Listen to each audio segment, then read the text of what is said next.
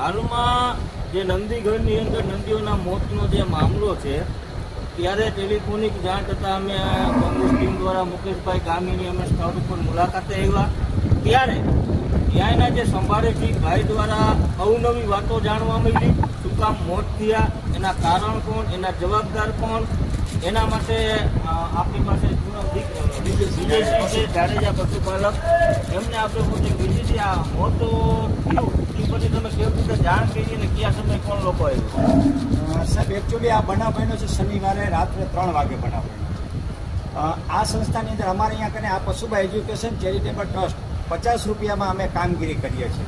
આ બધા માણસો છે, અમારા માણસો છે. અહીંયા સુપરવાઇઝર પણ અહીંયા કરે છે.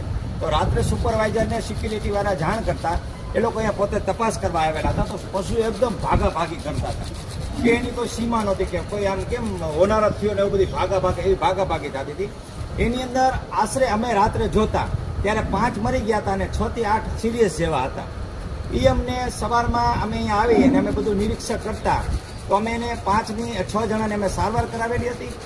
બાકીની અમે અહીંયા જે જાણ થઈ ગઈ હતી અમે અમારા જે ઇન્ચાર્જ હોય છે એને અમે જાણ કરેલી હતી કે ભાઈ આટલા પશુ મરી ગયા છે ને આ પ્રકારથી મરી ગયા છે.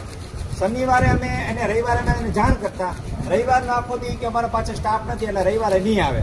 સોમવારે આખો દી એ લોકો અહીંયા કને હતા છતાં પણ અમે એને જાણ કરેલી હતી. 10 ફોન કર્યા હતા છતાં પશુનો નિકાલ એ લોકો કર્યો નતો. એના પછી ત્યાર પછી પાછા 3 મહિના એટલે ટોટલ 8 પશુ થયા. એટલે 8 પશુ અહીંયા મરી ગયા હતા. હવે એ લોકો બપોર સોમવારથી આખો દિવસ સુધી એ લોકો કોઈ ઉપાડ્યા નહીં. અહીંયા કને લોકો હાજર બેઠા હતા છતાં પણ કોઈ ઉપાડ્યા નહીં. અને અમે એને અવારનવાર રજૂઆત કરતા. પછી આ પ્રકરણ શું બન્યું એમાં 12 માણસો આવ્યા, ફોટા પાડ્યા, વિડીયો ઉતાર્યો અને આ પ્રકરણને કઈ રીતનું શું કર્યું એ અમને ખ્યાલ નથી. તો અમારું એવું કેવું છે કે અમે આવી કોઈ એવી ભાવના નથી અને આ પ્રકરણથી આખું બનેલું છે.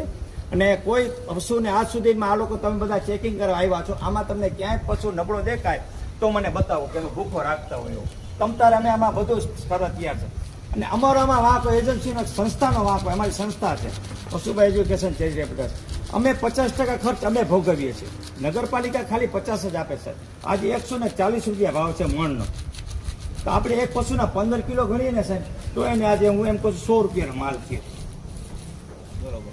એટલે ભાઈ દ્વારા જાણવામાં આવ્યું કે તંત્રને જાણ કરવા છતાંય તંત્રએ કોઈ જાતની એક્શન લીધી નથી.